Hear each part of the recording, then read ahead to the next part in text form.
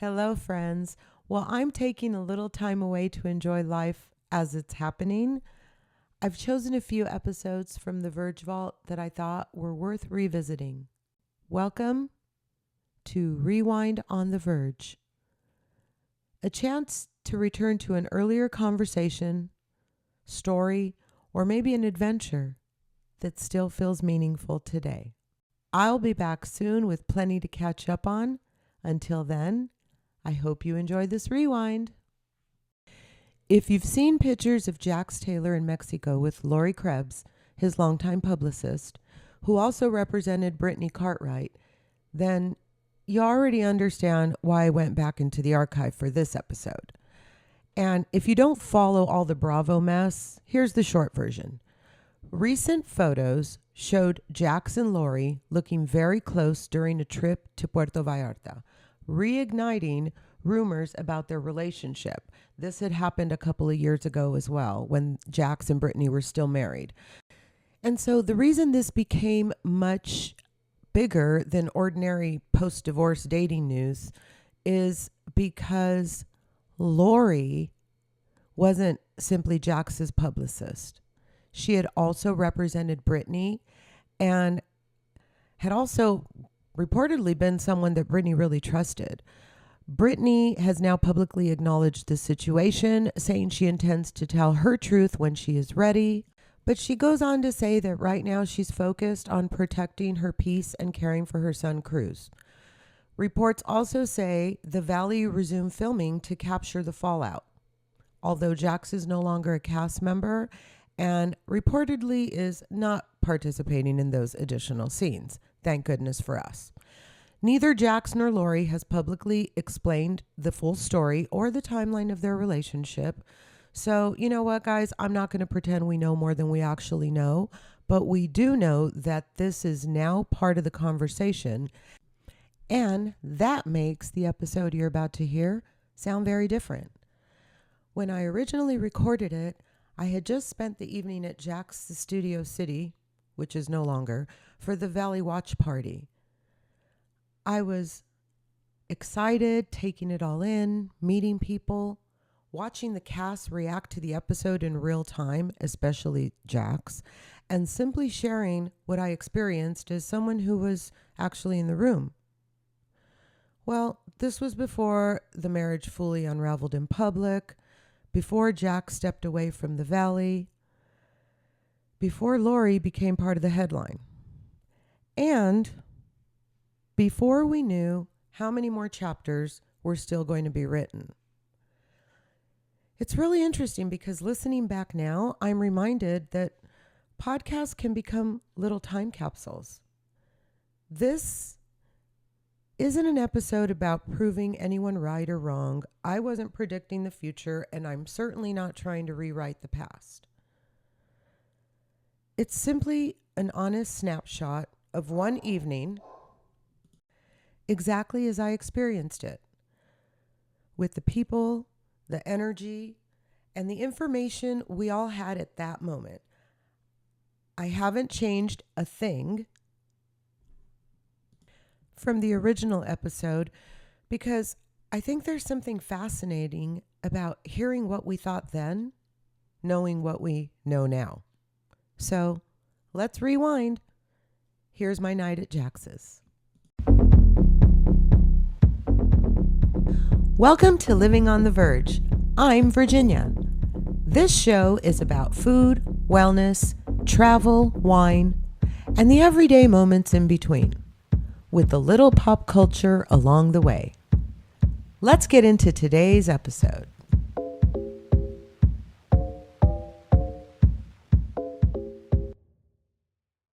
Hello, everybody. It's me, Virginia. Thanks for joining me on the Living on the Verge podcast. I have a very, very special episode for you because last night I went to the Valley premiere at Jax's Studio City. What a really cool night. I met a lot of people. I had a lot of fun. And I got to watch season 2, episode 1 of the premiere with some of the cast. I got there Around 6 o'clock, and just so you know, it's street parking. There is valet, but there's metered parking on the street. I didn't have too much trouble finding parking. And then I walked into Jax's, and it looks exactly like it looks on TV. It's kind of an al fresco entrance with the succulent wall, the famous succulent wall that Brittany insisted upon. And friends that I was going with had a picnic table reserved. So I was the first one to get there, and I walked in. First thing I did was go to the bathroom, and that was the first thing that I found very odd. So the bathroom at Jax's is a door that you walk into. It's super narrow once you get in there, and there is a sink and like a little tiny countertop, and then there are two doors. And in each of those doors is a stall. Well, obviously, I went into one. As I was going in, a lady came out of the other one. Unbeknownst to me, when I was coming out of my stall and washing my hands, a man walked in to go into the other stall. So I just think that the setup of the restroom is a little strange, but it's understandable. It's Hollywood. Property and real estate is, at buku prime dollars. So everything's a lot smaller, and they make do with what they have. Anyway, I got done and I walked up to the bar. I grabbed a drink and I went to go sit down. The first thing I did was grab the bar menu that was on the table, and I noticed that Mima's beer cheese was crossed out with black Sharpie. I thought that was really funny. I thought it was shady. I thought it was interesting, kind of blatant that they just used the black Sharpie. But nonetheless, whatever you may think, you're not going to be able to have Mima's beer cheese at Jax's. So let's hope that Britt finds somewhere else to have her bar, because we all know that her last venture kind of fell through because the owner sold. Go back and listen to one of my podcasts during the WeHo weekend, and I cover that a little bit. But anyway, if you're going to want Mima's beer cheese, you're not getting it at Jax's Studio City anymore. I'll be posting a picture of the menu with the crossed out beer cheese if you're interested in seeing that. So I looked, they had a lot of flatbreads. They had a couple of specialty cocktails, beer, wine, all the regular things a bar would have. And then they had a regular menu. And I'm assuming that the regular menu comes from Rocco's, which is the connected establishment, and Jax's partner.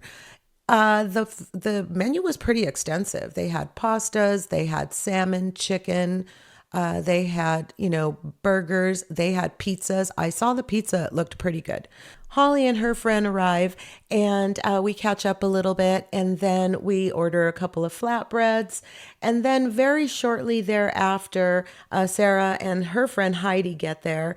And right after that, we saw Schwartz walk in with his brother Bert, and he just waved and then kind of went to the big round table in the middle where they all kind of tend to hang around after he had gone into the other room.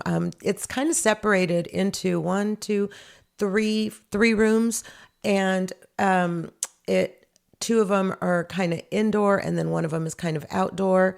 So the bar is in the indoor area, and after Schwartz and his brother Bert had come back into the room, within a few seconds of that, we noticed that Jax had walked in.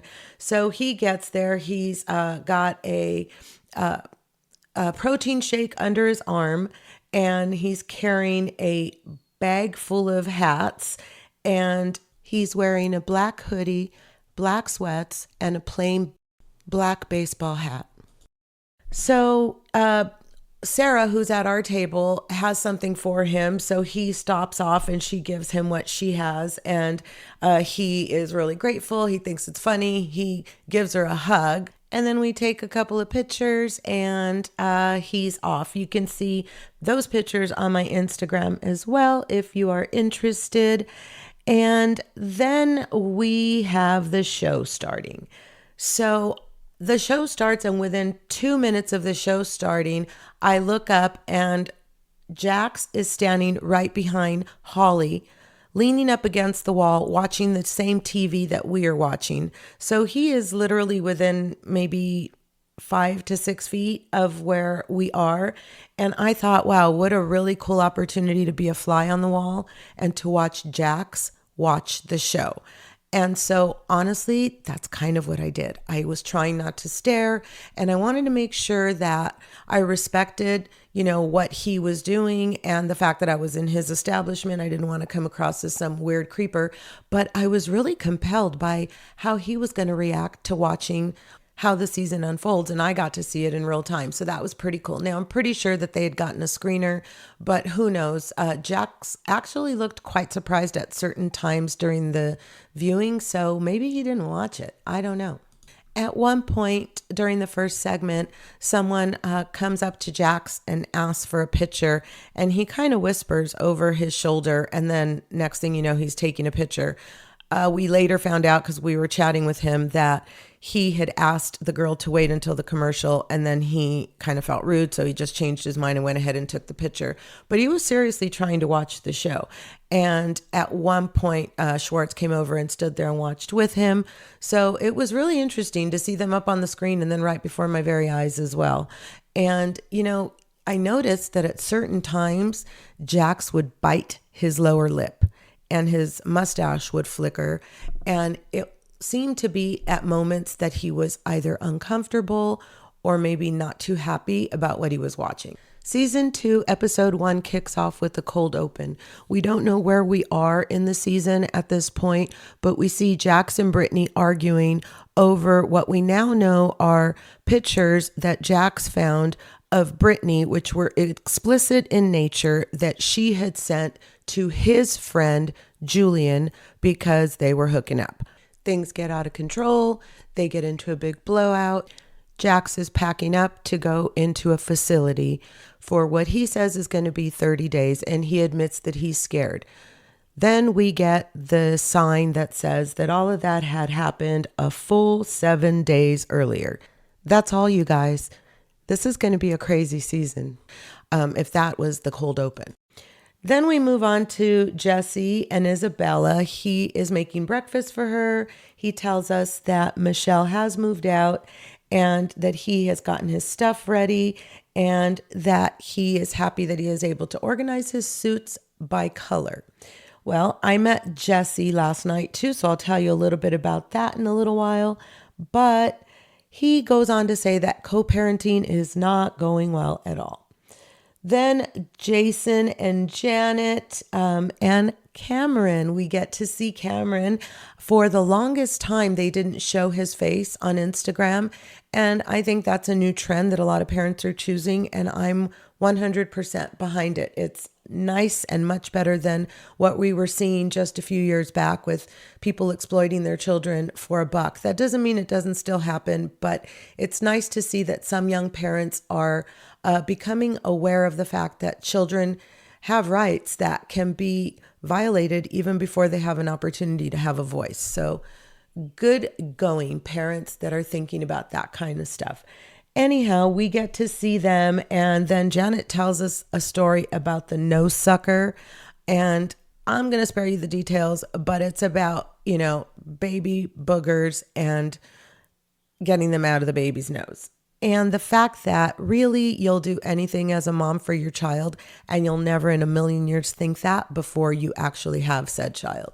Then they move over to Kristen and Luke asks Kristen if she had spoken to Janet, and Kristen says that Janet had called her crying and yada, yada, yada, talking about how she wanted to make up again and that she missed her friendship. And Kristen basically says she's dead to her. So Luke then goes on to lecture Kristen on wanting her to stop smoking and stop drinking and eat better because he really, really, really wants her to get pregnant. We know now that Kristen is very, very pregnant today as I record this podcast. So Kristen's argument that back in the 70s, people got pregnant while being in smoke-filled clubs and drinking and smoking cigarettes must be true because it worked for her. Whether or not she quit and adjusted her habits, they don't really address that. But either way, I know that they did IUI, so I'm assuming that there was some prep. I just thought the whole exchange was pretty funny. Then we meet Jasmine and Melissa. Now, we've met Jasmine. She was on last season. But for the first time, we actually get to see Melissa on as what I'm assuming is going to be a regular. Been together for 4 years now. And they talk about how they never expected it. Melissa works in tech and Jasmine is just smitten by her. So they discuss the next step, which is to buy a ring and to get a dog. Then we move on to Danny and Nia. And Danny, right off the bat, comes across as very overwhelmed, talking about how he has 3 children under 3 and he can't believe that Nia wants another. And then we move over to Jax and Jesse. They get together at Jax's house. This was during the time that we had all heard about last summer that Brittany got a Airbnb for her and Cruz and left the house, and Jax had stayed behind. And there was a lot of hubbub about the fact that Jax didn't move out and made Brittany uproot she and Cruz. We now know that Brittany left, and we find out in this episode specifically what happened that prompted that early morning escape. So the scene is kind of set up where we see Jax and Jesse talking, and then they flash over to Brittany and Michelle, who are also having basically the same conversation. And it's about the iPad story. So the stories differ a little depending on whether you're listening to Jax's version or Brittany's version, but the essence is the same. According to Jax, they were working on their marriage. They had almost even hooked up, and Jax came across the iPad that Cruz sometimes uses and found explicit texts from Brittany to his friend Julian, who we now know Brittany hooked up with for a while, and that is the same Julian that Lala had been with. If you want to hear a little additional tea, listen to Brittany's podcast with Lala about the conversation with Julian, and you'll get a little bit more insight. I thought it was pretty interesting. Could have probably saved Brittany a little bit of time. But getting back to what I was talking about, Brittany's side is they were broken up and they had agreed that they could hook up with other people. And Jax's version is she's right. We were separated. We did agree to see other people, but I never in a million years thought it would have been my friend, my good friend. So I think that's where he kind of lost his ever-loving mind. Jax doesn't really elaborate. He just says he lost it. Brittany tells us what really happened. She says that as soon as he found out, he literally flipped out, flipped the table, the coffee table, hitting her in the knee, and her knee turned black instantly. Now that takes a pretty big impact for you to bruise instantly. So that must have been pretty painful and definitely not copacetic, and very much explains why the next morning Brittany grabbed her stuff, took off, and found an Airbnb. You know, what bothers me about this whole thing, because I met Jax last night and we talked for a while, and I kind of have a different perspective, which I'll get into in a little bit. But what bothers me is that on the show, he still kind of tries to justify it by rationalizing. He says, what man, having found something like that, wouldn't react the way I did? Jax, I know a lot of men that would not react that way. Physical violence is never the way. And so if allegedly you did flip the table and hurt her knee, then that was wrong. And there is no excuse. And justifying it and rationalizing it is why people are giving you a hard time and why Brittany's so pissed off. Brittany says that the nights that Jax goes out and parties are the worst. And Michelle says, I don't miss that. We now know that when Brittany is saying partying, she's referring to Jax's cocaine use, which he has now admitted, so we don't have to say alleged anymore. But do you think that Michelle is implying when she says, I don't miss that Jesse also allegedly was partying? I don't know, but I caught that. I don't know if anybody else caught that. We find out that Michelle has a new boyfriend and his name is Aaron, that she met him hiking and that he sells honey that Isabella really liked. And so at one point, if you listen to, I can't remember which podcast it is, but I know this from listening to a podcast. So sorry if I'm not giving proper credit. Anyway, she says that at one point she shows up to get honey and she tells Aaron that she and her husband are no longer together. And he asks her out and they fall in love. And there you have it. They're a thing, guys. And he's filming this season and we see him on this first episode a little later on. By this time, Jax's Studio City is jumping. We go to commercial break and it's, pretty packed. People are walking around talking. Schwartz, Bert, and at this point it was still just Jax are kind of milling around, and I get up to talk to Bert because I had met him at SUR when he was there celebrating his birthday, and I was there with Sarah and Holly celebrating Sarah's birthday. You could hear all about that on the Weekend and WeHo 2-part episode as well. But anyway, we get to talking. I ask him how things are going now that he's here in LA. He said he loved it. We started talking about what he's doing. I asked him if he had found a job yet, and he said yes, that he was going to be doing production assisting and that he is also working at a restaurant and that he's really happy to be here. He said he's staying busy. He's hiking, hanging out, meeting a lot of new people. We did talk a little bit about the fact that, LA can eat you alive if you're not careful and you don't consider who you're talking to because, he agreed with me when I said, you probably have to be careful because some people may just want to be your friend because of who you are. And he said he had already encountered that and he felt that he had a pretty good picker when it came to picking out people who were, in it for the wrong reasons. In any case, we talked for a little while longer.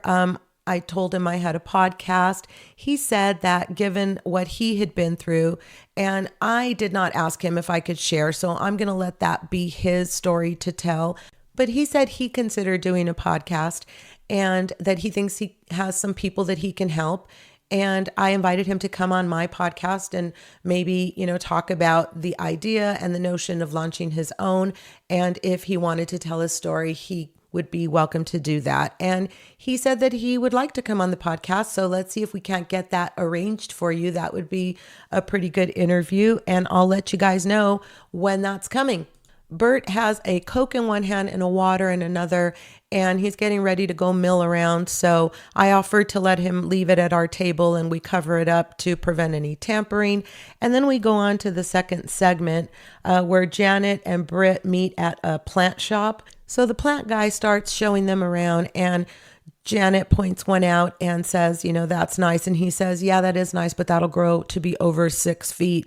Janet flippantly says, you need something over 6 feet in your life. And Brittany says, please, that doesn't have to wear heels in his shoes. I thought that was really shady. And you could tell that she is definitely in the midst of the anger phase. So Jax at that moment calls Brittany and Brittany says he's been blowing her up and he's spiraling over her upcoming white party. So I have a story about said white party and what was going on around that time last year when this was filming. Okay, so I want to tell the story without divulging who told me the story because they didn't say I can tell the story on the podcast, and I just want to respect the fact that we were talking more as friends than as, podcasters, but we were exchanging tea, so I guess the story's fair game. Anyway, the story goes that these people were at an event that Jax was at, and he invited them to a party that he was going to be having the following week in downtown LA, and it was going to be a white party.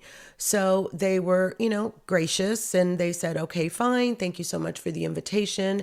They knew it was going to be a filmed event, so they spent the majority of the week, trying to find something to wear. All of this to get a text. I can't remember if it was the day of or the day before the event, but right before they were supposed to head into downtown, and they're not from downtown. Anyway, saying that the party was off. So as you would imagine, they were pretty upset and disappointed.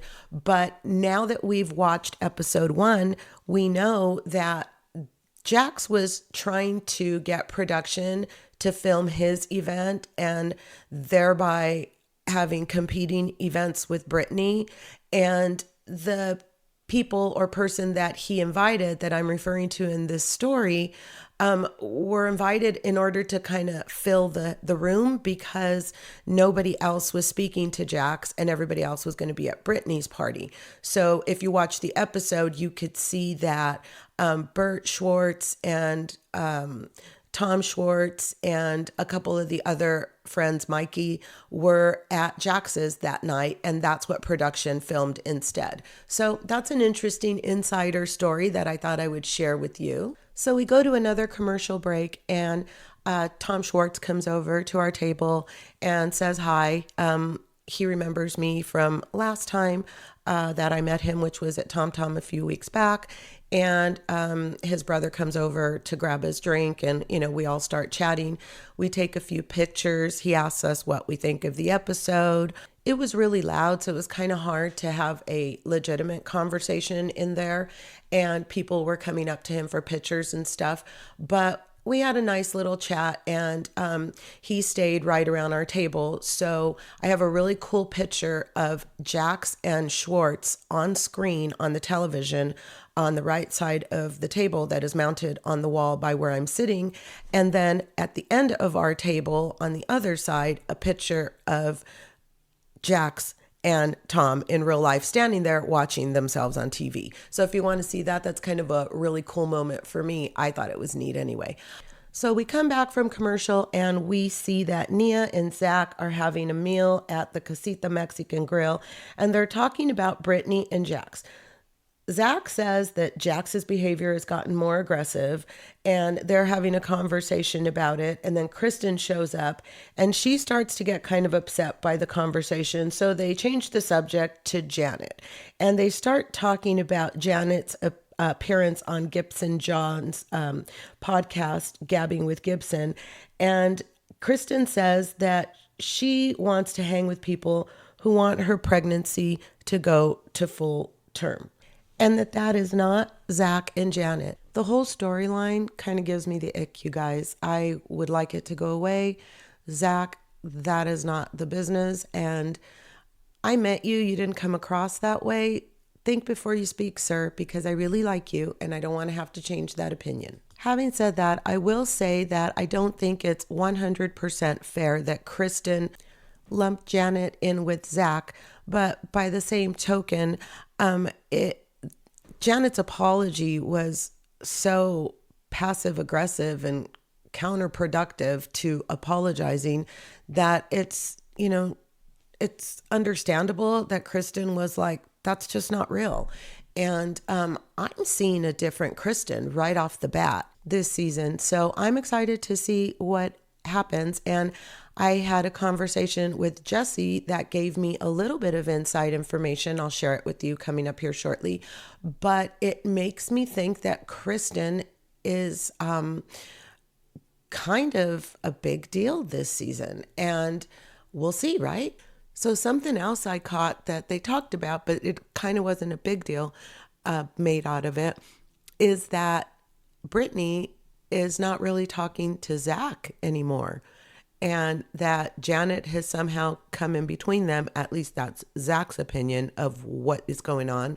But, Brittany and Zach were like besties forever. So we'll see if that becomes a storyline of its own as the season continues. It'll be interesting to see. Then we have the strangest scene, at least at the onset. We see Kristen visiting Jesse. And it's just the weirdest thing because we're like, wait, these two don't like each other.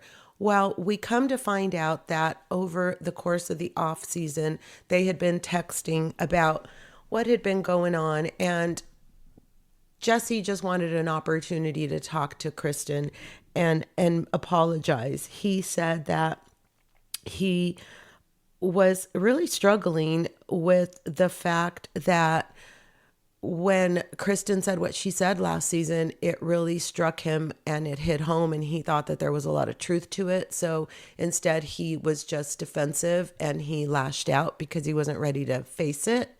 He tells Kristen that he thinks that she was basically right about everything and that he was just struggling with it. It was a really vulnerable moment, made me think very differently about Jesse. And, Kristen looks overwhelmed. She looks grateful. And, the apology is genuine. You can see it. And Kristen accepts it as genuine as well and promptly announces that she is Team Jesse. So I spoke with Jesse. I met him. He was very, very sweet. All I expected was a, hey, nice to meet you, and a handshake, maybe a picture. I introduced myself. I told him I have a new podcast, that I was really enjoying, being there, and that I really had a good time watching The Valley last season. I asked him what he could tell me about what to expect this season, and he gave me some pretty good tea, guys. First and foremost, he said that he, Jax, and Kristen have become the closest threesome on the cast and in real life, and that he thinks that this is definitely going to be Kristen's season. He feels that it's going to be really, really difficult to watch the first 5 episodes, but if you can get through those, then you're going to see what's what. And he said that he and Tom and Jax and Kristen and Luke had spent an awful lot of time together hanging out, and that he is happy, that he's feeling that he made all of the right choices, and that he is hoping that people will see a different side of him, that he was really unhappy, and that he probably wouldn't have filmed if he knew how he was going to come across. My impression of him was that he was very kind, very sweet, not afraid to get close up and talk to you. It was really loud in there, so he was basically over my shoulder talking directly into my ear so that we could hear one another. And then at the end, when we went to go take a picture, I did what I normally do, which is be really bad at anything that has to do with selfies or pictures or settings. And I, got us all posed and pressed the wrong button. And that's always so embarrassing. So we laughed it off. And then he said, forget it. Now you can't have a picture. He was just kidding, of course. So we took a picture, and that is currently on my Instagram as my profile pic for at least now. So you could take a look at that if you'd like. And the reason I chose him was because the picture was cute, but also the interaction was really, really genuine and refreshing, and totally changed my mind about Jesse Lally. I'm very excited to get to know him on the show this season. And, as an aside, I made a couple of posts on Instagram that he liked. That's always kind of cool when, these reality people acknowledge that you are there and watching them, and that you're not just a fan, but an acquaintance, not a friend, but an acquaintance. So I'm excited about that conversation. And, they're going to be having watch parties every Tuesday at Jax's. So who knows, maybe I'll make it back there. Right around that same time, I met and ran into Jason, and he was really kind and really almost professional. You could tell he's an attorney, but what I noticed the most was that he was very look you in your eye. He shook my hand with both hands. He said, thank you so much for wanting to meet me, which was kind of, okay, cool. But then we took a picture, and you could see that on my Instagram. It was kind of a brief conversation. I just told him I'm looking forward to the season, and that his baby is beautiful. And damn it, you guys, I forgot to check and see if he was wearing his wedding ring. They show in the previews how somebody, I can't remember who, yells, well, the rumor is that your husband doesn't wear his wedding ring when he goes out. I had an opportunity to check. Of course, I'm sure he was wearing his wedding ring. I happen to know that his wife was supposed to show up later.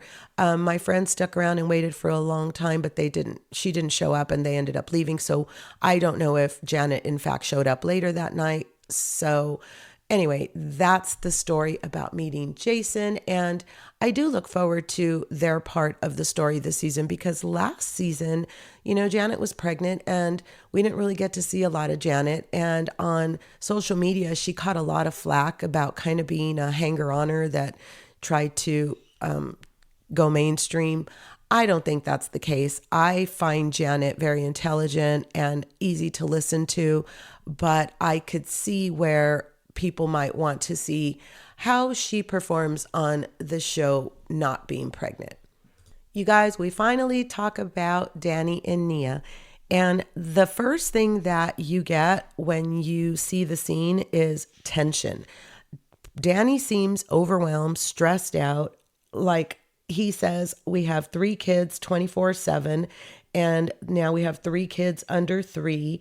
And Nia wants another baby, and Danny says that they're living in quarters that are way too small as it is. His son doesn't have his own room, and that if she wants to consider moving to Santa Clarita, then maybe he will consider a 4th child. So there will be 4 under 4. Yikes. I had 4 children, but not consecutively. That seems like an awful lot of work. And I think that it makes sense. Nia wants to get it all done. She wants to be done with pregnancy. And she says that once she's done, she can get her body back. And oh, by the way, Danny, she says, I happen to be ovulating. Well, we now know that she's pregnant with child number 4. She's about 7 months-ish. So you guys do the math. This was filmed last summer. Just saying. Then Nia and Dan head over to Janet and Jason's to kind of pregame for the white party. We see Jason and Danny have a conversation about how Jax is acting a fool trying to have his own party. And we now know at this point, this party has evolved into getting together at Jax's bar. And then we see the scene of the get together at Jax's bar. So this is where we have my friend Bert Schwartz making a cameo appearance. Mikey, Jax's friend. They allude to everyone not being there, but if you know, you know. That is everyone. It's pretty obvious that Jax asked for the cameras to be there and that he's upset about not being included in Brittany's white party, and that he's not happy about the fact that production would not allow him to have competing white parties. But there you have it. Nonetheless, they're hanging out, talking, and that's their scene over at Jax's bar. The scene with Nia and Dan and Janet and Jason talking at the pregame. Jax was watching in the very same place he was at the beginning and kind of throughout the episode. And that was one of the moments that he did the biting the lip, the mustache thing. So I'm just wondering if he was triggered by the fact that he remembered how he was feeling that day. And, maybe he was embarrassed because he knew that word got out that he was trying to do this. So I don't know, but that was one of those moments that I was the fly on the wall, and I can attest to the fact that he looked visibly uncomfortable. One of the other moments that I forgot to mention that he looked that way was when Brittany and Nia were talking, Brittany and Michelle were talking early in the episode about her version of the events with the iPad night and the table flipping. Literally a lot of like wiggling around and, listen, he was not in the same place during that taping and during that time that he was on Tuesday when I saw him watching the show. And so we've got to imagine that, much like Lala, when she got sober, she would tell about how mortified she was when she would see things or hear about stories about how she behaved when she was using alcohol. So everybody, deserves an opportunity to see themselves through clear lenses. And it was just very interesting to me that I got to witness it firsthand. So I can't remember if it was a commercial. It started to get very loud by this point. So most people were not even really watching the episode anymore. And if they were milling about and kind of trying to read the subtitles. I was talking to Schwartz and we had a little conversation, and then I asked him where I could get one of the hats, meaning the hats that Jax had brought in that say the Valley is a vibe. And he said that they were actually for sale at the bar. So I said, okay, cool. And he says, no, come with me, grabs me by the hand, walks over to the center table where Jax is sitting, and Jax is eating at this point. He says, hey, Jax, Virginia wants to get a hat. What does she need to do to get a hat? And Jax says, oh, well, let me take you, and gets up. And I'm like, Jax, it's cool. Like, you're eating. We could do this later. And he goes, no, let's go now. And he walks me over to the bar and he grabs a hat and hands it to me and kind of reaches over to the server. And so I was, well prepared to pay for it. I think they were $35. But he gave me the hat, and that was very sweet. And then on the way back, as we're walking back together, I said, listen, I know that this is probably not something you're getting a lot of these days, but I do want to tell you that I am proud of your efforts, and that if your journey is in fact true, that, keep it up, that you look good, you sound different. And he goes, listen, I'm just too old for this. He goes, I don't even have a desire to drink. He says, I feel like those days are behind me and that I've partied enough for this one lifetime. And all I really care about is my son. And he says, he hugged me and he said, I really thank you for taking the time to say that to me, because it means a lot. And we walked back. He went to, I walked to my table, and then he went back to his table, and I, said, thanks, enjoy your dinner. And we talked a couple of times again throughout the night, but about nothing in particular. I just thought that that was a really special moment. And it made me wonder, like, you have a lot of people in your establishment, you're about to have a really bad season, and you're there to, face the den of wolves. How many of those wolves actually gave you a little bit of love that night? Just made me wonder, because he didn't really know me from Adam. So for him to be so touched by my words told me that he's probably not getting a lot of it. And it explains why his intimate group of, Schwartz and Jesse and now Bert and Mikey are kind of sticking to him right now, because he doesn't have a very big circle of support. He also did say, somewhere I heard him say, that Sandoval reaches out to him. And so I guess Sandoval's, behind him as well. And listen, to be fair, everybody's skeptical. He's burned a lot of people. He's notorious for lying. We don't really know if he's telling the truth now, but who am I to question somebody else's sobriety journey? And I know that Brittany and her crew are really upset, and that they know things that we don't know. So who am I to stand in judgment of how Brittany feels about what's going on? And she said that she's cautiously optimistic, and that she hopes that his journey is in fact genuine, because she does want him to have a relationship with Cruz. So let's all hope that that's happening. From what I witnessed, he looks sober. He looks good. He looks fresh-eyed, and he did not touch a drink of anything that I saw that night. So we'll see, guys. So the white party is about to begin, and you see that in one car you have Nia and Danny and Janet and Jason, and in another car you have Jasmine, Melissa, and Zach. So when they arrive at the event, Janet points out the fact that they're there, and she says that Zach's hair still looks like a Lego. So arriving, throwing shade, and, I don't know. Like, you can't be holier than thou when you're coming in with loaded gun right off the bat. But that's just my opinion. So they, get into the party, and everybody starts to mill in, and the white party is at level 8, which happens to be the same exact place that Jax invited those people in the story I told earlier to. So he was in fact having to have like legit competing parties. Weird. Anyway, Michelle brings Aaron, her new boyfriend. What do you guys think of Aaron? I mean, I don't know. It wasn't his looks. I'm not look shaming or any of that kind of stuff. it was just his vibe. He seemed like he did not fit in with the group for the longest time.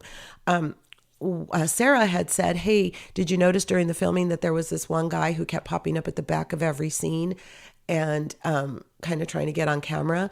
And I thought that Aaron was the guy she was referring to until later on when I saw him standing next to Michelle. So embarrassing, you guys. To me, I thought he was just like a hanger-oner.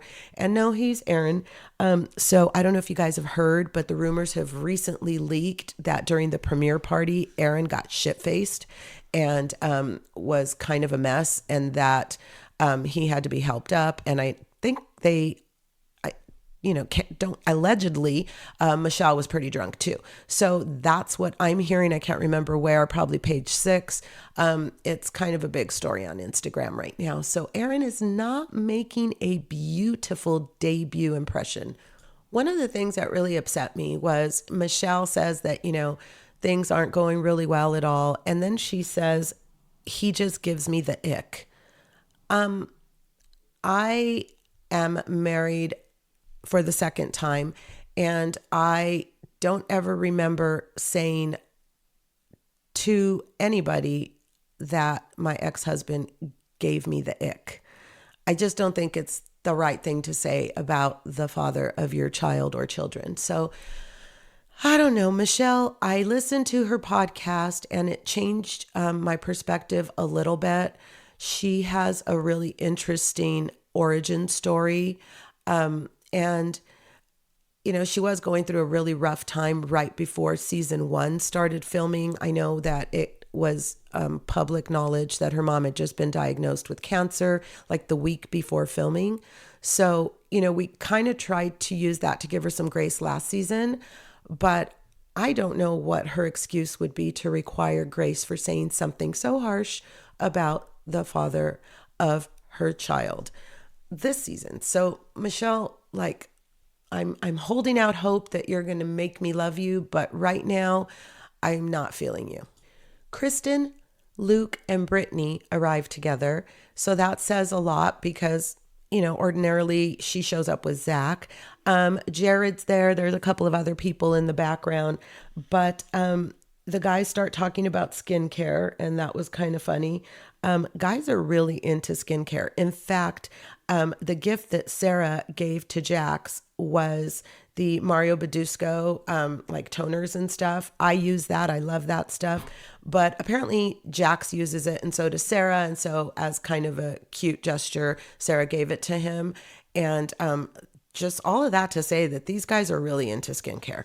So now we're back at Jax's party, and Tom is talking to Jax about never seen him so high strung, which I'm thinking is code for your habits out of control. And, Tom is genuinely concerned. I've talked to Tom a couple of times now, a few times, and he's a genuine guy. He's straight up. So what comes across on camera is exactly what you want to see in somebody who's trying to help somebody else. And he says, it feels like to me for the first time, Tom is speaking up. He never would stand up to people, but this time Tom is saying all the right things. He tells Jax that he needs help and that he's heading down a dark road and that he's heading for rock bottom. And then he talks about Cruz and that he, needs to get his act together. And that's just, it must have been really hard. It's hard when your friends want something for you that you cannot see that you need and that you don't want at the moment. So kudos to Tom for sticking it out and being a friend to Jax. He didn't have many during that time, and your love came across on screen during that scene, just so you know, Tom. We have a scene with Aaron and Michelle and Jesse and Danny, and they're all talking. And Michelle says that Jesse is overbuying and things for Isabella, and that's why she now wants everything. And they kind of start to argue a little bit. And then Aaron, Michelle's boyfriend, steps in and listen, I don't think that Aaron had any right to step in and say anything. I think until such time as they are married and he becomes like a stepfather, and even then, maybe he can have an opinion, but not necessarily should he be directing Jesse on what type of a father to be. I kind of took exception with that. So that's just me, but that's how I felt. Michelle gets uncomfortable and she walks away. And then suddenly Danny starts missing Nia because he walks away as well. So that was an uncomfortable conversation, and they didn't show any resolution to that. Then we moved on to Kristen and Jasmine are talking, and Janet walks up and she interrupts and asks if she can talk to Kristen. So this is going to be the apology. So Janet apologizes and includes in her apology that what Zach said really fucked her up. And Kristen says that, I didn't condone that. And what were your thoughts about the apology? I didn't think Janet's apology held water at all. I was disappointed by it, but I understand that she's apologized a couple of times by now. I just don't think that she needs to include her anger and,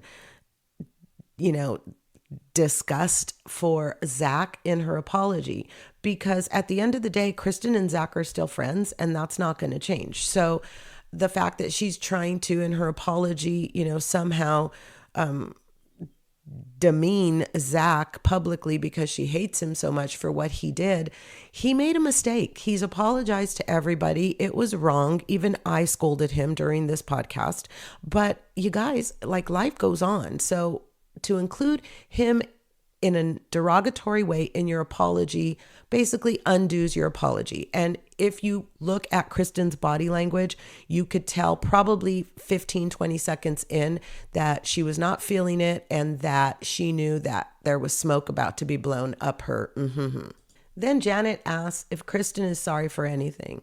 The racist comment, anything. Kristen says, I am not sorry because I was just repeating what I was told. And then she says that she can never trust Janet again. And that's just how it is. They come back to Michelle and Jesse talking, and Aaron standing there.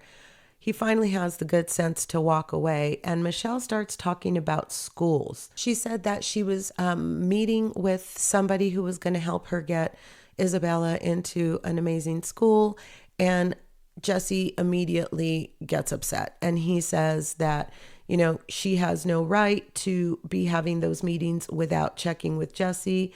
I don't know if I agree with that. She has a right to have a meeting. She just probably doesn't have the right to make the decision. And what was weird is that Michelle immediately lawyers up. She's like, well, the attorneys say it's okay. I don't know that the contempt between them is something that we are not all going to have a wonderful time watching, but the tension and the way those two fuck with one another is something else. Jesse later even admits that he was just trying to push her buttons, and Michelle is doing the same thing. I mean, essentially, they're just going to make this as hard on one another as possible. And consequently, Isabella feels that. So I hope that they are able to work it out.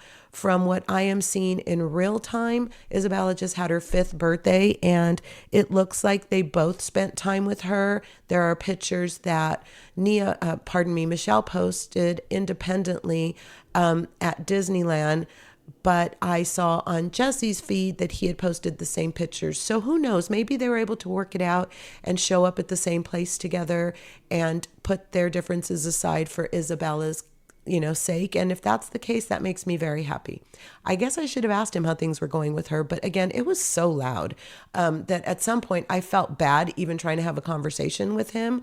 And I was letting him lead the conversation because I thought, when is this guy going to get tired of talking to me? It's so much of an effort. Anyhow, Jesse tells Michelle that maybe he thinks that Isabella could go to school in Newport Beach, and this pisses Isabella off, mainly because she knows that Jesse's new girlfriend is in Newport Beach, and that she's not going to have any of that. She says, I will take full custody. And listen, this is all so icky. I don't know that I want to see it play out on TV. I can't help but wonder what Isabella's going to think when she watches this one day, because nobody wants to watch their parents divorce. So that's about it with the episode. Brittany makes a toast, and then you hear Kristen in a voiceover say, last summer was bad, but I never imagined this summer would be worse. And then we see like the supersized preview for the season, and there's a lot about that. I'm not going to get into that here. I'm going to talk a little bit about the rest of my night. So we get done with the episode. Everybody starts milling around. The other two gals, Holly and her friend, had left, and Sarah and Heidi and myself went out front. The reason that I couldn't sit in there anymore is because immediately following the screening, they have karaoke. And I would have never considered singing karaoke. I'm very shy about that because I feel like you have to be really good to sing karaoke in a bar. I was wrong, you guys. You don't have to be really good to sing karaoke, at least at Jax's bar. My ears were bleeding. First of all, it was way too loud. So even the one or two people that sang that could somewhat carry a tune sounded atrocious. If they would have just turned it down a little bit, it might have been tolerable. But then can you imagine those people who couldn't sing? And, it's late, they're 3, 4, 5 drinks in. And if you've ever karaoke'd, we karaoke at our family parties, that the later it gets, the better you sound. So those people were feeling themselves and, holding notes and screeching. And I mean, we're talking songs that had octaves that normal people should not be trying. That's why I went outside. I needed a little bit of a break, but we were talking for a little bit, and I know I told you that I was going to have a little surprise for you, and I do. It turns out that Sarah had been texting with Victoria Robinson. Victoria Robinson is Tom Sandoval's current girlfriend. Now, I mentioned on an earlier podcast that I had heard Victoria and Tom on Nick Vial's podcast, and I love Victoria, and I had long ago forgiven Tom. So imagine how cool it was when they walked in and they were there to, hang out, and they both look really good. I found out later they had both just had CO2 masks, the same masks that Tamra Judge had. Remember, she was all over the internet with that. I think it was like last holiday season. And maybe they were going to do karaoke. Most of the people had left. It emptied out pretty quickly, but there was still a thin group of people. And, Jesse and Jason and Jax and Bert and, Schwartz were still there. They walked in. They really didn't say hi to anybody else besides Jax that I noticed, at least in the beginning. And then Victoria and Tom and Victoria walked up to the bar to get a beer. They had a pickleback. And I had mentioned to Sarah that I would like to have a picture to be able to post for you guys. And she said that she could get one for me. So Sarah asks Tom if he'll take a picture. And Tom literally grabs my phone out of my hand, switches the settings, switches the lighting. Who knows if he added a filter, holds his arm up, puts this all together to pose, and takes the picture. You could tell he does this a lot. I was grateful for it, especially after what had happened earlier with Jesse and my little faux pas. So yeah, I got a picture. And if you guys want to see that, you could see that on my Instagram as well. Then Victoria and Sarah and I went out front because Victoria wanted to smoke a cigarette.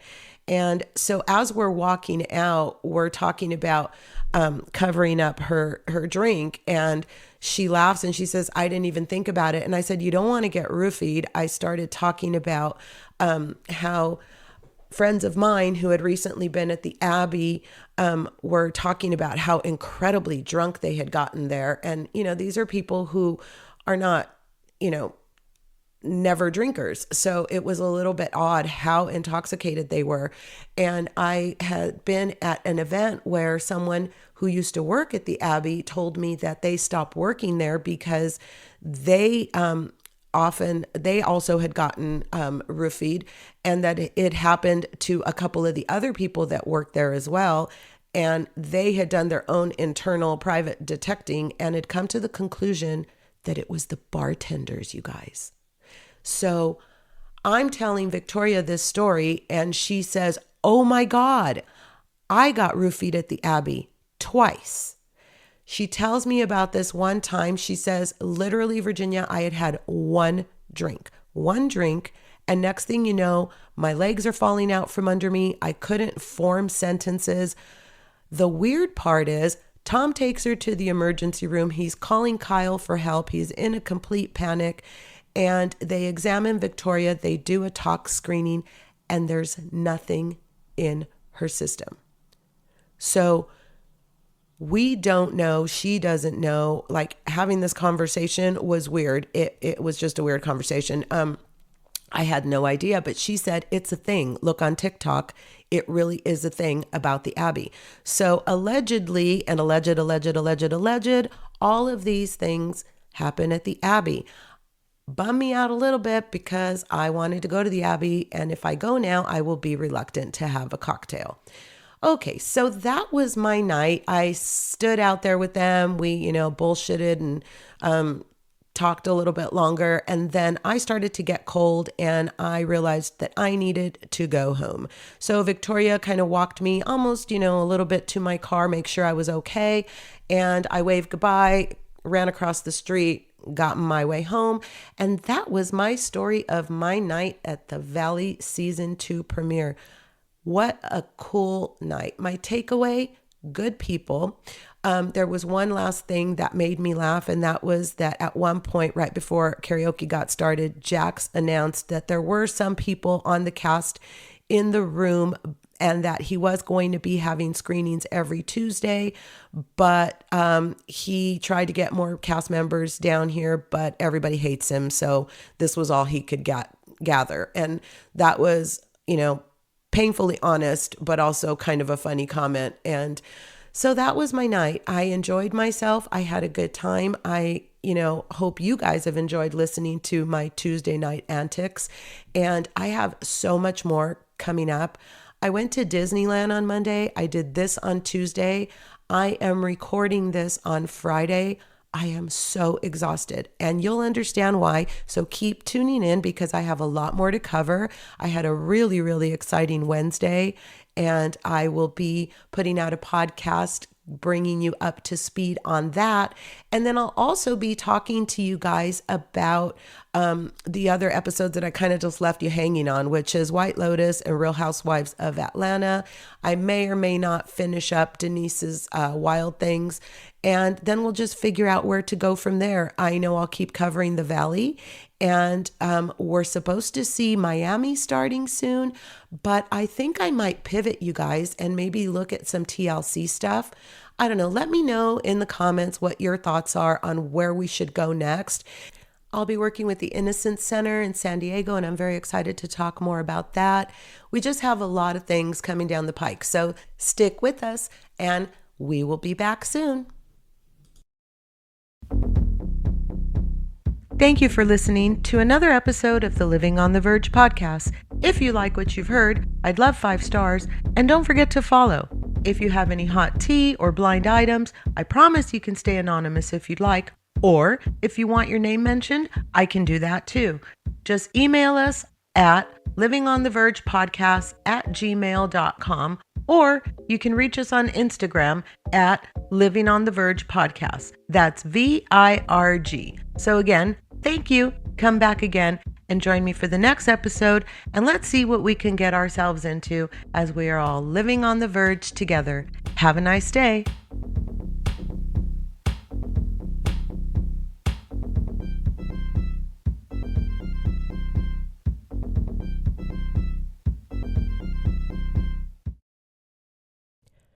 Well, wasn't that interesting? And let me be clear, listening back, I don't hear someone who had secretly figured everything out. I hear myself experiencing one evening in real time before Lori Krebs became a part of the public story and before Jax and Brittany's relationship entered this completely different chapter. That is exactly why I left the original episode untouched. I'll be honest, it can be tempting to listen to an old conversation with new information and then convince ourselves that every look or comment or awkward moment might have been a clue.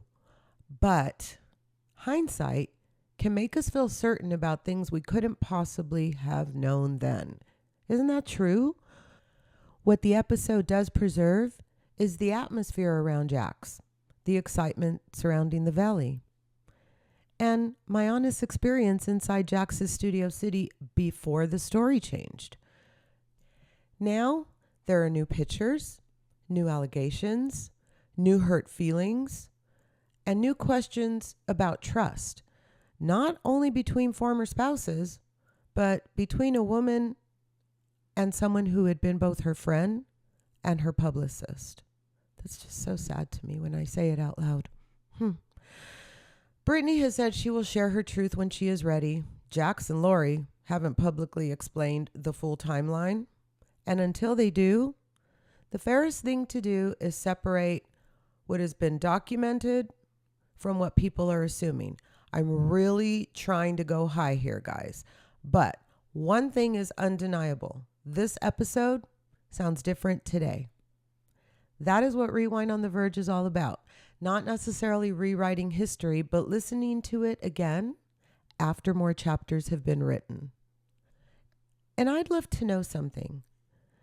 Did hearing this episode today change the way you heard any of those moments? Well, thanks for spending another Rewind on the Verge with me.